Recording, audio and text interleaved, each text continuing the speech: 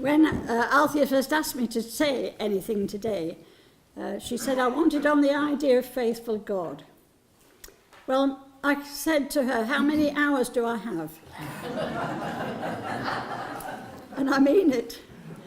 I said to my own family at lunchtime today, where do I start and where do I finish? Because I could go right back to the very beginning in the sense that my earliest recollection in my own mind as a person was that at 3 years of age, I went with my dad visiting people in their homes. So when he knelt down, I knelt down.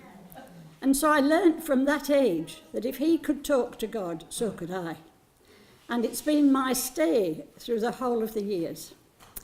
I can't go through everything that happened because we moved very quickly. I went to 11 different schools and you could take the whole thing. But in December 1949, we received a letter that said in 10 days' time you're to go and move, you're to go and live in a place called Barton on Humber. And my family and lots of friends and colleagues over the years will tell you that my heart's never been anywhere else. It was very strange to move. We only had 10 days moving, and if Major Swift hadn't retired, we might not have been here in the first place, because that's how it happened. But we came to live in Barton then, and I finished my schooling at Barton Grammar School. And over the years, that idea that I could talk to God at any time, at any place, has been my strength in every sense. I got, over the years, for different reasons, my primary school teaching, when I was a child, my little first teaching, was in the air raid shelters, not in school classrooms, but in air raid shelters. And so I knew if I was frightened, I could say, but God, I'm here, please. And so it went over through the years. Now, I could go on, I went to work, and then in August 1961, I entered the Salvation Army Training College. And my first appointment was to Belfast and to a little corps called Ballinafie. And, yeah, true. But in many senses, they were my test for my first appointment, and I could spend again all afternoon telling you about that. But the one point in that sense was particularly, I had 5 months when money was very tight. It was just the beginning of the Troubles in Belfast. And when I say money was very tight, it was. And for 5 solid months, every Friday night, when I came home from having been to the public house, ministry, with the war cry, by the way,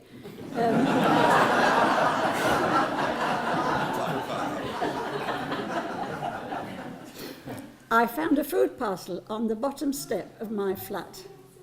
I still to this day do not know who, where or how, but it happened every Friday night when I needed a faithful God, practically as well as with God. And then I went on the training college and had 9 marvellous years. Marvellous years. The people, if you met them now, might not tell you differently because they've got different ideas of what I did or said. But I had 9 years on the training college. And then I was on territorial headquarters, or national headquarters it was then, for the next 9 years. And then I went to divisional headquarters for 6 years.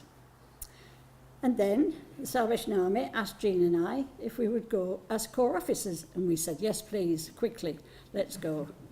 And we were appointed to Plymouth Exeter Hall. Hallelujah. Yes. And we went, quite happily, enjoying it. But 10 months after we were there, I developed breast cancer and said to God, this is very strange. We wanted to come here, we wanted to work here, we wanted to do this. But again, he proved a faithful God. And the Salvation Army very kindly moved us just 5 miles up the road to a small corps called Plimpton, so that Jean could do the corps, as it was, and at the same time look after me. Unfortunately, it turned out to be more serious than we thought, and for 12 months I was at home, unable to do anything or be anywhere, and you can imagine how frustrating that was for me. But that was when I prayed hardest, I suppose, to a faithful God. I really believed that he knew what he was doing, even though we didn't at the time. And at the end of the year, we said to the Salvation Army, please, instead of moving us on, let's stay for a year, because we want to give back to the corps what they had given to us. And we stayed.